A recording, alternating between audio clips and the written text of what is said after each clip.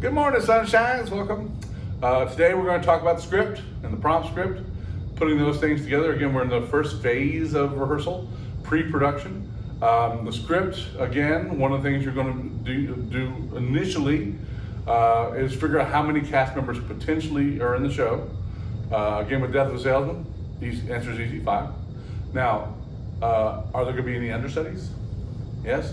Does the director's going to need, you got 5 cast members. Let's say you have 2 understudies, a male and a female.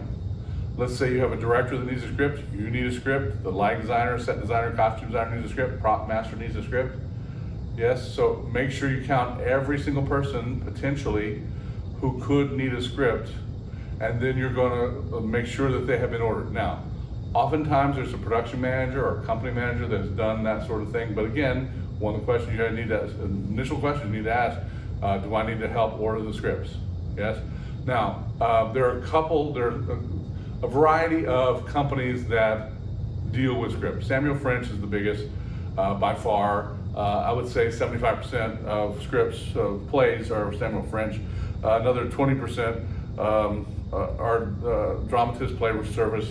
And then there's people who specialize in children's shows, et cetera, et cetera. They specialize in little dramatic pieces for churches, et cetera. They have their own little niche, but mostly you're going to be dealing with dramatists and or Samuel French.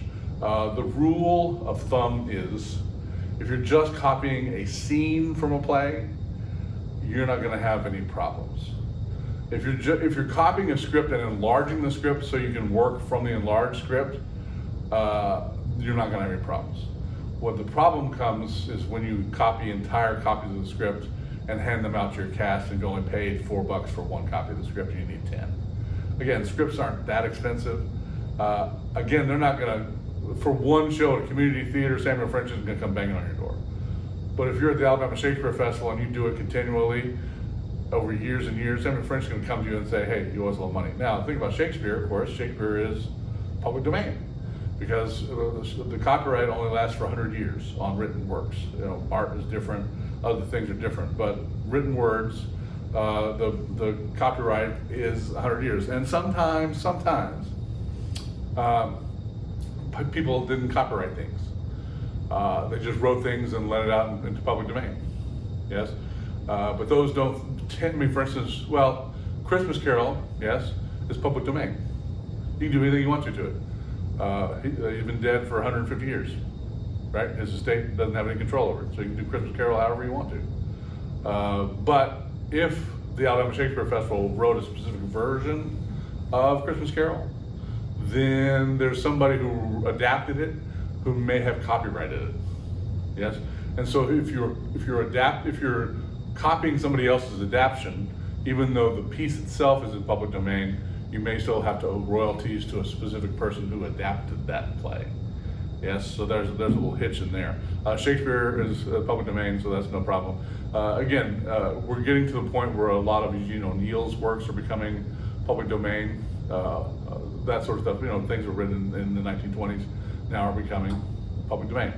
So you're gonna have more and more plays that are done available.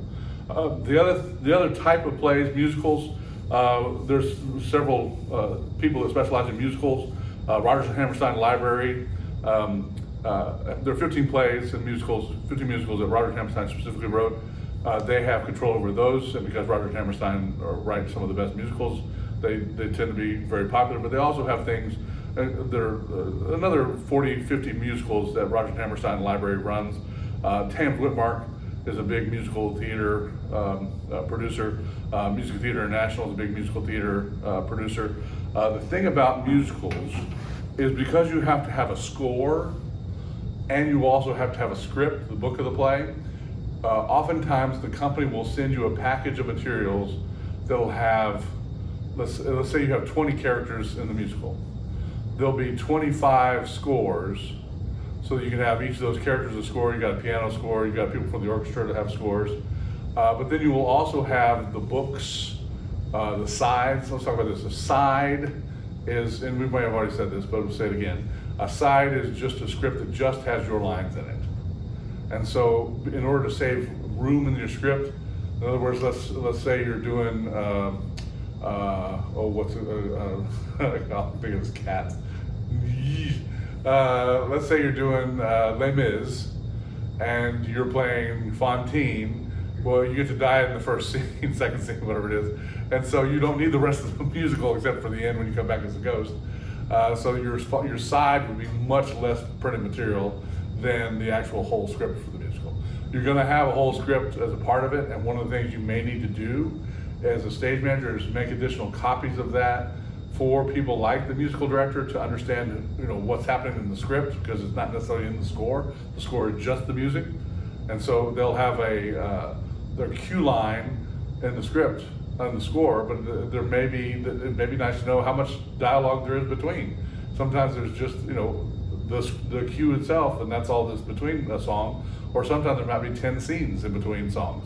So the musical director might need to have a script to follow along with the script as well as the score itself. So you may need to make some additional copies. The fun thing about those people is because you've just rented those things, they, particularly in musical, are very possessive of the scores because they don't want people to get those out, because those are copyrighted, and if people learn how to steal the songs, then they can adapt them very easily. And so you will have to return those scripts at the end of the performance. And so when you are assigning the first day of rehearsal, one of the things you may have to do, especially in musicals, is have people sign out scripts. You have number one, score. I would keep the script and the score the same number. Yes, typically the number one will go to the director. Number two will go to the musical director. Number three might be yours. But then for instance, the stage lighting designer may not need a score. They may not be able to read music. So just give them a copy of the script, right? And even though we talked about royalties, really, if you pay the royalties for a musical, they're not going to bother with making a couple copies for the lighting design and the sound. You're not using it to steal the play. You're using it to make copies for the production of the play, and they understand that sort of thing. Because again, they only send you a certain number of scripts, and you may have other people that need copies of the script. A backstage assistant stage manager may need a separate copy of the script, right? So you may need to have them make a copy. Yes. Again, just don't overly go into making thousands of copies of scripts, and people are probably going to be fine with it. But at the end of the rehearsals, you got to get all those back. And there's what's called erasing parties, where you and your assistant stage managers or anybody that's around, the people who want to help you, who love you, are going to sit around with erasers and go through and erase every mark that every musical conductor made, or every mark that a piano player made, or every mark that a trumpet player made. You got to erase the whole thing, all the notes the actors stuck in the books. You got to erase everything, and then make sure there's not any erasure stuff in there, and then send it all back to 10th-minute mark, because the theater has put down a deposit that they don't get back until all those scripts are returned. And if you have missed a script or something, there's a penalty to be paid out of that deposit. So again, scripts typically aren't something that are big on the radar for stage managers, but especially if you're working in a summer stock company, just know that scripts are going to be the bane of your existence. I have a rule, if you're doing summer stock, whereas you're rehearsing the second show during the run of the first show, I have a rule where you give me your script on the Friday before the weekend of the show's over. That way, I'm not looking for you Sunday night. If you're not there, if you don't have it to me on Friday night, I still have all day Saturday to find you to get the script. Because Sunday I'm going to be focused on the next show, right? But that's when and again, I know that leaves 2 days that the actor doesn't have their script in hand. If they're that afraid of their lines, make a copy of their side, give it to them. Right? But that way you don't have to chase everybody down the last day. Cool? All right, here's a little video, about 10-minute video about the prompt script, which is your Bible, which you're going to put together, and we'll come back and we'll talk much more about prompt scripts. Cool?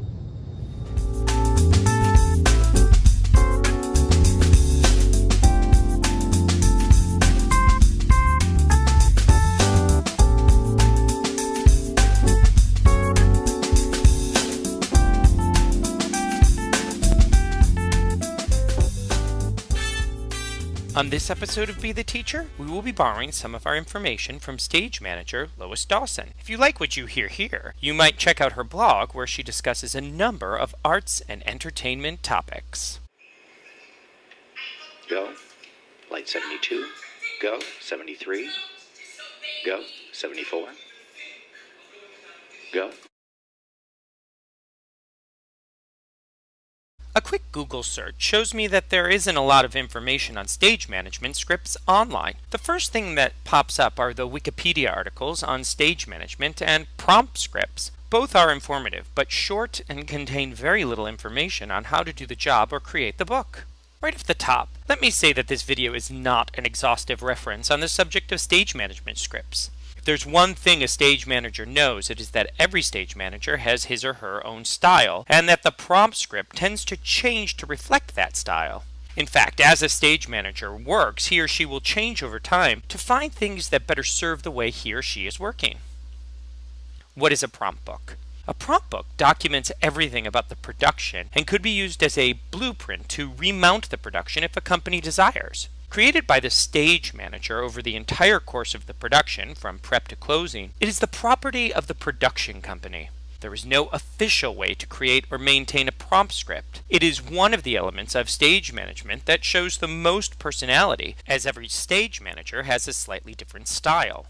Usually a prompt book is contained in a 3-ring binder and uses tab dividers to separate out the different sections. Many stage managers prefer a presentation view binder that allows you to put a cut-down copy of the poster in the front to allow for easy show identification later on. On the spine of the binder, many people place the show title, director, dates, company, and stage manager. In your prompt book, you will most likely include the following major tabs: contact lists, schedules, breakdowns, script, cues, copies of all rehearsal reports, copies of all light, sound, costume, and props paperwork, minutes from production meetings, anything else that might come in handy. At the front of the book, you will find your contact list, schedules, and breakdowns. These will be your first sections for sure. The contact list for your show should have the name, job or role, phone number, and email address of everyone involved. It should be near the front of the book so that when someone is missing and you need to get a hold of them, you can quickly get the contact information you need.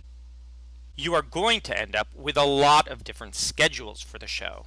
Likely you will have one in a calendar format, which will have all the rehearsal and show hours on it for the duration of the project. But you will also have daily schedules, which you will want to keep on file. In addition to rehearsal schedules, there will be tech schedules, fitting schedules, building schedules, and so on. You will want to keep each of these organized so that you can find what you need when you need it. For any of you who aren't sure what a breakdown is, it is a way to capture the script in a page or two. You usually list the act and scene number and then include who is on stage when, who sings and dances in which numbers, how long each scene is, etc. Rather than having to go through the script, all you need to do is flip to your breakdown and see who is in, for example, Act 1, Scene 3. Some plays don't actually have scene breaks written into them, so by creating a custom breakdown, this will help you, the director, the cast, and the crew to all be on the same page. When one person says Scene 3, you all know which scene is being referred to. Next, you will include the script. What you are looking at here is not just a photocopy of the script, but a copy of the script that is formatted with wide margins for writing notes in. Usually, a stage manager will hole punch on the right-hand side, opposite of what a normal hole punch would be, so that he or she has a blank page next to the script for blocking. If it is a bound script, you will want to photocopy the script page so that it is in the middle with white margins all around. It can take some trial and error to get right, but it's worth it when it comes time to write in cues and take down the blocking. Once in your binder, the script page will be on the left and you will have a blank page on the right. For our class, I ask that the blank page on the right be divided into columns. In column 1, we place environmental needs, where we write any prop, set, and light information we will need for the corresponding script page. Column 2 is beats, where we write a character's purpose in the scene. I did an entire film on beats, so if you need to know exactly how to find a beat, I recommend you watch that video. Column 3 is for blocking. Blocking is another one of those things that every stage manager does a bit differently. For our book, I ask that you turn this column into a series of small stages. Each stage is assigned to the lines of dialogue on the page opposite so that you can easily figure out where the action is to happen. Next, write the initials of the actor's name. In this case, let's use DN and TK. How about David Nice and Tommy Kind? Followed by the action. I use shorthand for writing blocking out. For instance, EXT, that is exit, and X equals cross, etc. I use the floor plans to draw the crosses, as it is often easier to draw the path they take than it is to write out specific notations. This is far from being the only way to write blocking. Now, here's where I use a handy-dandy secret to be able to write in marker that you can erase. For my books, I place each page in a page protector. On page protectors, you can write in permanent Sharpie marker. Believe it or not, by using a dry erase marker like an Expo marker, you can color over the Sharpie and then erase with a cloth. The permanent Sharpie will be gone and you will be able to make corrections. This is a great trick, and it helps you to put things down in marker so that items don't get accidentally erased or smudged. Sometimes I will use a fourth column and I will leave room for additional information. If you only have space for 3 columns, this can be accomplished with a pad of Post-it notes. Next, your stage management book will hold your cues. Like so many other elements of stage management, the way you write in your cues is a very personal thing. The only necessity is that it be easily understood so that if someone else had to call your show, they could. For this video, let's explore the Post-it flag method. The reason we use the Post-it flags is that when you are in tech and cues are shifting, it is very easy to move the cue around the page without having to erase anything. You might consider using a different color Post-it for lights, sound, quick changes, projections, and special effects. Write on your Post-it with a Sharpie pen. Include the cue type and number, for example, light 6, sound 4, projection 17. Next, write the cue word from the script in pencil and stick it in the book opposite the line of the script. Light 76, spot 1 on Tracy. Go. Platform go. Spot 1 standby to dim down to 25% with light 78. Light 78, spot 3 on Amber. Go. Lock it. Light Q 80, spot 2 on Penny. If there are multiple cues going on at the same time, you can group those Post-it notes together. For a student, this is some of the essential information you will need to include. But what are some other items that you might need as you get into professional realms? Additional items you will keep in your book will be copies of all rehearsal reports. A typical rehearsal report includes the following information: what was covered in rehearsal, who was present, notes for each department, props, costumes, set, lighting, publicity, any alterations to the script, general notes for the production team, especially deadlines for getting things in or important dates.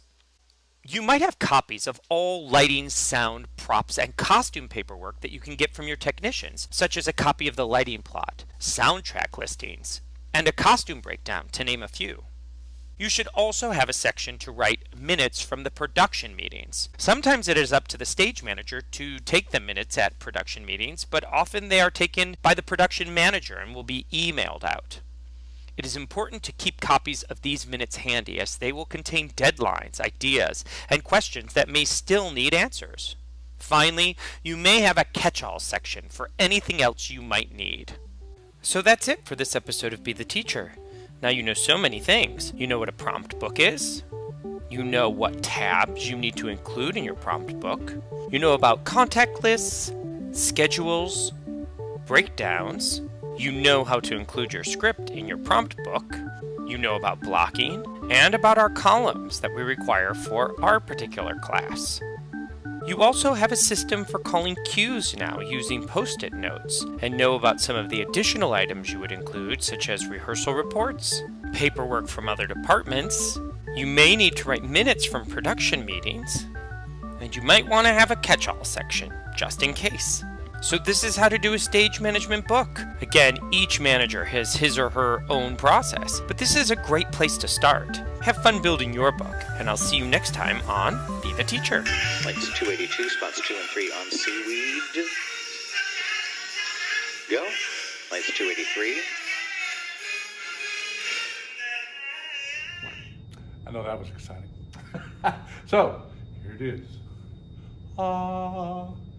This is a prompt script. Cool. As we talk about it, I just find it's easier for everybody to look at it. So here it is. This is, again, not the be-all, end-all of prompt scripts. It's a well-organized prompt script. This is the one I just grabbed off the shelf before I came to class today. It happened to be for movie night. So when you first open a prompt script, the first thing you want to see is contact list. You don't need a title page. You know what the script is. It says movie night right there. You want to have, one of the things that's not on this right here is a date. You want to date everything. And the reason why that is because things change. You add phone numbers. Yes. One of the reasons I grabbed this script is because it's about 40 years old and none of these phone numbers are accurate anymore. But again, one of the things about this script, I think, is even before emails. That's how long ago this thing is. So you want a list of everybody, all the actors, all the understudies, all the directors, stage managers, anybody that's the box office, the green room. You want to have everybody's email address or contact information, everything on the contact sheet, because you never know. Let's say that Kim Scarlett, Heather Scarlett, is called and says that they just had they hit a deer. All right. Well, you female understudy is Allison Greathouse. You need to call her immediately to get her to come to the show because she's the female understudy. All right.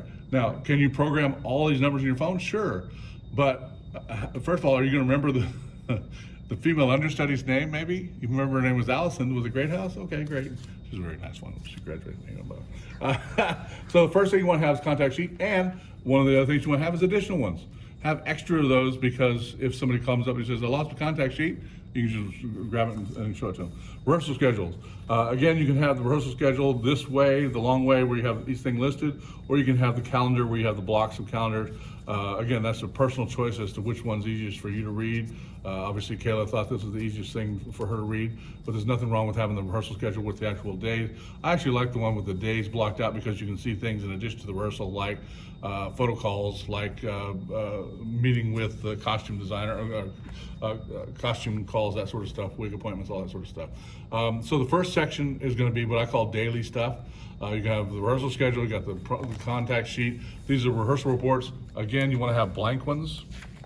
Oh, hello. There you go. Want to have blank ones to fill out for your rehearsals. Each rehearsal is going to have a number, and then you're going to have what the notes were for each department. Let's see here. Scenery needs goggles and a picture of the grandfather. I have no idea why, but they needed them, so they put them in the notes. Sound didn't have any notes. Schedule didn't have any notes. Costumes didn't have any notes. But again, I don't know what Alex here somewhat. I guess that means the line designer was in a rehearsal and didn't stick around. Yes. So each of these, again, it's good to have this to write down notes during the performance or during rehearsal, and then you can take this and put it on a computer and send an email out to everybody right at the end of it. So and again, once you start, especially once you start runs, keeping track of times, like what time you started, what time the break was, what time how long each act was. I would have put the date, everything. But again, that's this person, she did them. Sometimes she did them, sometimes she didn't. But again, you're going to have this. This is just really used to transfer the information to your prop list or to your computer to send the information out.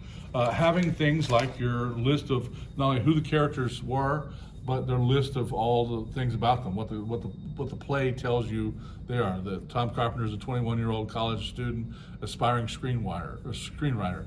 That Kim is a 22-year-old world traveler from England. Yes. That Simon is a 21-year-old earning a business degree, et cetera, et cetera, et cetera. So this is the information that you've gleaned from the script itself. It's not a character scene breakdown. This is just literally a list of the information about each character, especially for auditions. This is a very nice thing to have. Now, one of the things about this prompt script, let's see if I can find them, is that you have, when you go to auditions, you may even keep, first of all, there's an example of that other schedule with the dates of the calendar there. Again, if you look at it 1, 2, 3, 4, 5, 1, 2, 3, 4, 5, I would have 7 some way, because that way you could have a week, but they apparently only have 25 days in their month. Let's see here. I thought I saw. Maybe I'm dreaming. I could be dreaming. I'll come across it later. It's often nice. Oh, there. The audition forms. Keep them from the auditions because, again, this person was cast as Kim. I don't know what no means. No cans. I don't know what that means. Oh, female understudy. That's what that means. That's what FU means. It stands for Felix Unger. Felix Unger. Anyway, have a copy of their resume. You know, all the stuff from, these are all the audition forms because, again, let's say you cast this person as Casey. Well, there may be, you know, there's 25 people that audition. There are people who didn't get cast. Let's say this person gets ill or sick or whatever. Maybe you can go back into the audition information to find other people to contact to recast, or, you know, let them know, because initially they were interested. So having that type of information that you would have had winds up in the back, but initially it would have been in the front. So again, the stuff that's in the front, character scene breakdowns, all that sort of stuff. We'll talk more about individually how to create this stuff. But that's all the things that are in the front of the prompt script, is all the stuff that I call daily stuff, things you're gonna deal with each and every day. Then you have the script itself. Again, initially, the important thing is the blocking. And so one of the ways to denote blocking is that you got competing things in the prompt script. You're gonna have the list of cues, sound and light cues. There may be deck cues, there may be fly cues, could be Spock cues, whatever, pyromaniac cues, whatever cues you got are gonna be listed on one side, and it's usually better to have them listed where the actual script is. And then the other side, you just have the notation of the blocking. And instead of cluttering the script up with all the movements and scripts and all that sort of stuff, number 4, it says forget it. It says lay on CH. So I'm gonna say CH is Chantel, because that's an actor in the show. Number 5 is that Simon enters down, crosses to right of chair, pause, and sit. So that Simon walks in, pauses, and sits during the course of that, right? So that's their action, and that's where they do it. So that's the notes that you take on the blocking as you're doing the show. And then later in the tech rehearsal, you'll add things like the cues, the sound and light cues for the show.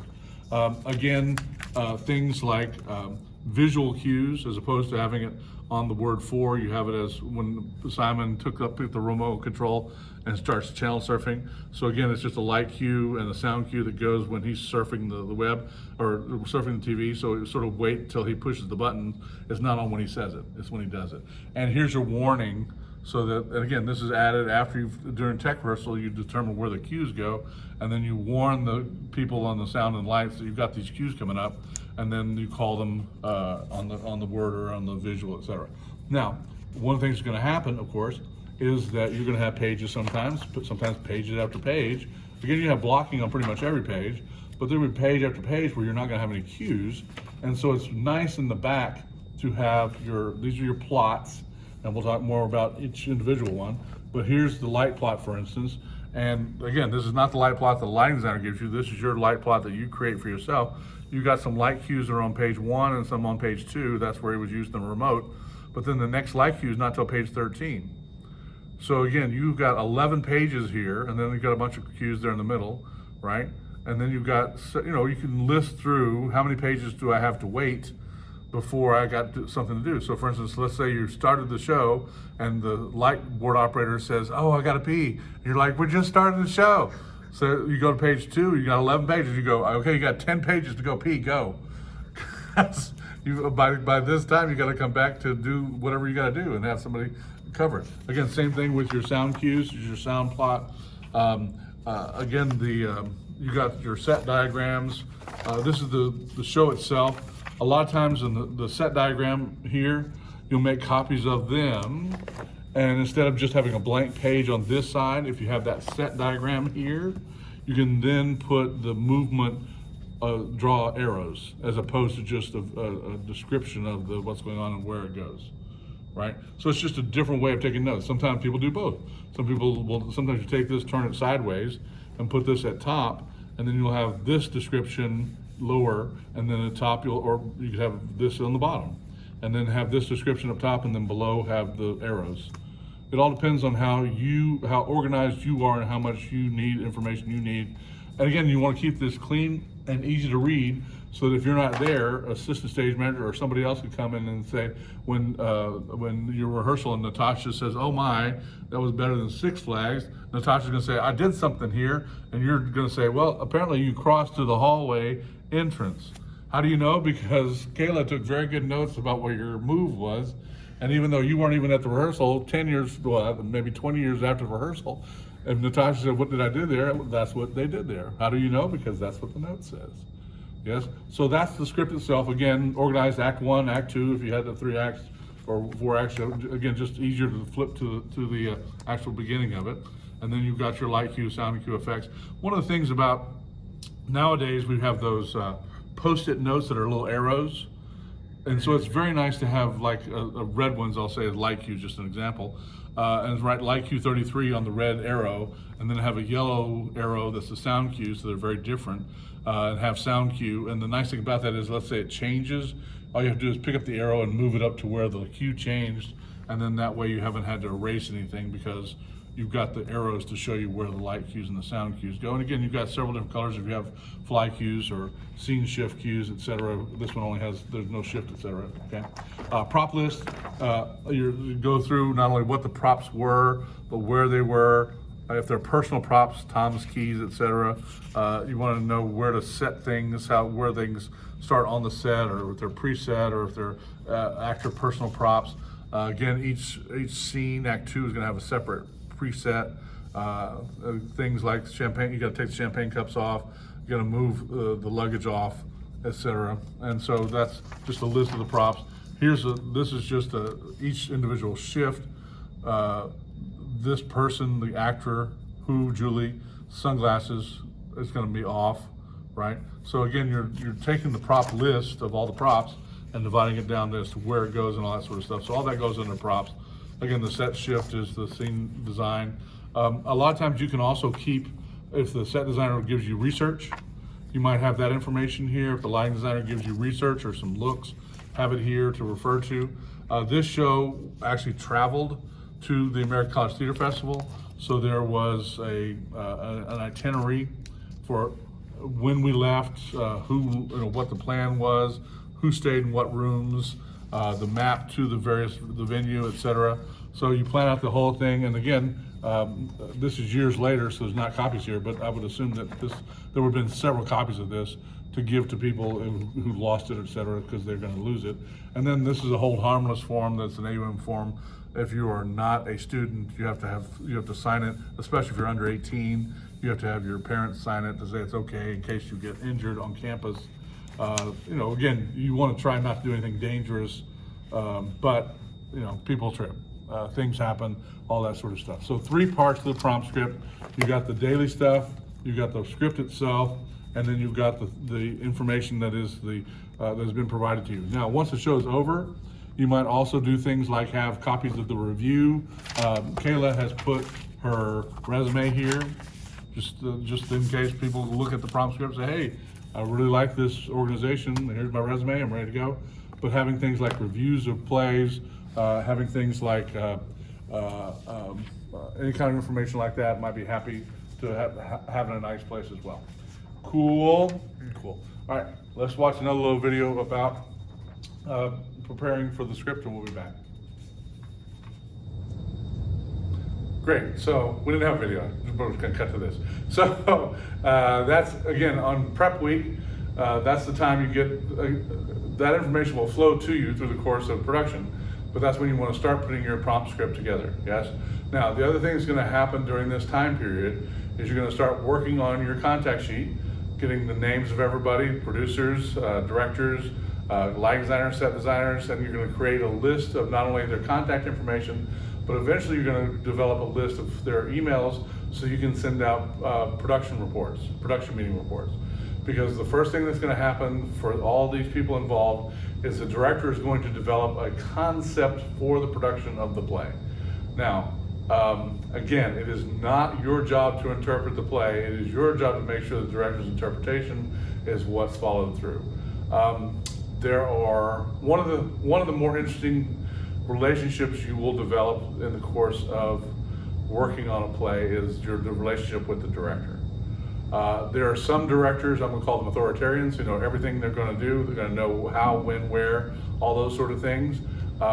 Especially if you're the person who's used to working in high schools, where people don't really know what their job is.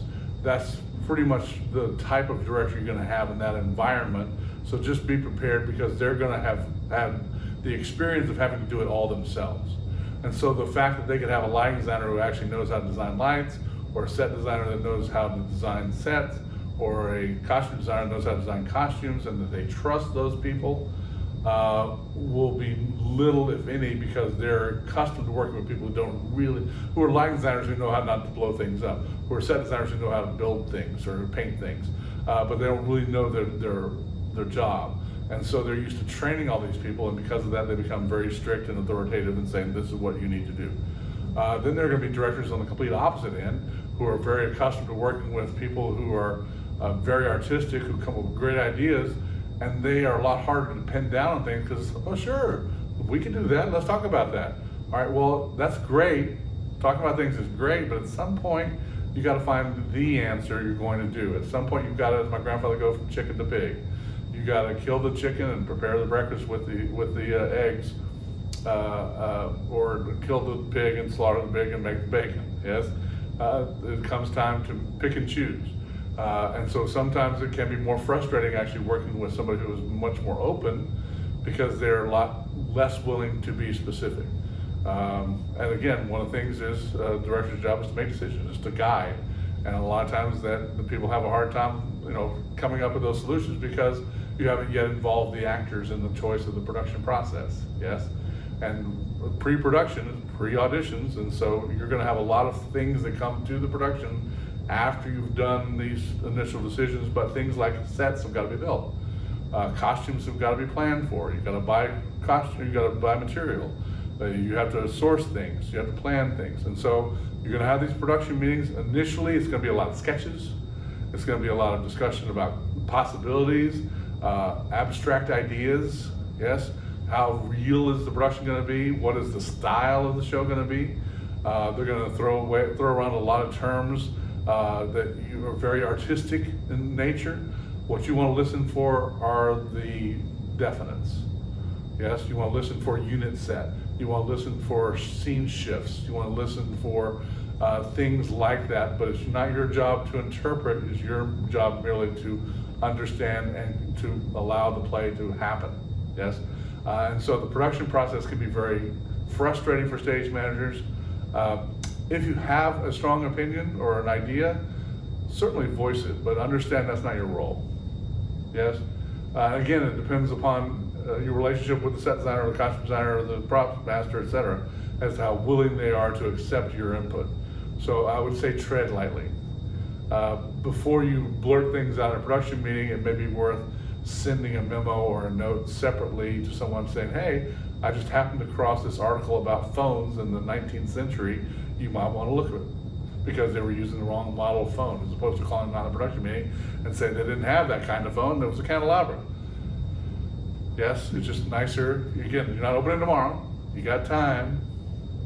So just, you might, before you start stirring the pot, you might want to just let the pot start to cook a little bit. Yes, because again, decisions as they happen. Now, one thing you're going to create is this production report. Here, Cody's got a little picture of it, production report. You're going to obviously have the name of production, your name as stage manager, date everything. Did I say that? Date everything. And then you're going to list people who are there. You're also going to list any notes, right? For each department, set notes, prop notes, etc. You may need more space. That's the joy of having a computer, is that you can expand that model into fitting more information on it. You want to have any information that flowed during the meeting. And again, you're going to have a lot of things like you may have publicity people that you may not have in any of the production meeting, because you need to plan things like photo calls. You may need to have people that are trying to advertise the show, so they may be bringing in poster ideas for advertising, etc. People may be discussing the program for the show. So there may be a lot of people that you're going to see initially on that you're never going to see again once the rehearsals begin, because those people are planning for selling the show, not necessarily for performing the show. Yes, but that information still needs to be handed down, and oftentimes it can be coordinated with the set designer, costume designer, etc., because you may need have some period photographs or period images for the publicity. And if the publicity people are going 1850 and the scenery people have decided in the show that we're going to set it in 1930, there's just a completely different look. And of course, the costume people have got to come along with that, So again, the production meeting is going to be, can be lively. It can be just very straightforward. The director may say, we're going to set Crime of the Heart when it was written because of the hurricane, and so there you go. And so there's not a whole lot of discussion about things. We're really at Tupelo, Mississippi, right? And so the research becomes Tupelo, Mississippi, right? Which is the way it's been done forever and a day. So you may have really out there conceptualizations, or you may just have very straightforward productions. But again, that's going to detail what goes on the production report, which again, you're sending this out so that in case anybody missed it or misheard, or maybe went to the bathroom in the moment that you were discussing some topic which may have been off topic for them. You may have been discussing props and talked about a cane or glasses, and the costume designer wasn't paying it full attention, and so you suddenly have a note in the props about canes or glasses, and the costume designer's like, no, I'm going to do the canes and glasses. And so they may have not been there to say that in a production meeting, but in the production meeting notes, then they can know to voice their concerns about that, yes? Again, you're going to expand your contact sheet once you get a cast. You're going to expand your rehearsal schedule once you get dates that people can be at rehearsals, that sort of thing. So having empty calendars available to you can be a big asset at this point, because you can make little notes. Again, colored pencils are fine, but nonetheless pencils, because nothing is written in stone yet, yes? And so you're just creating this labyrinth that has become the maze that becomes the production of the play, yes? And once you have that, your production week is pretty much planned. Cool. We'll talk much more next week about how to go about filling out each of these little plots, but we'll talk more about that then. All right, thanks.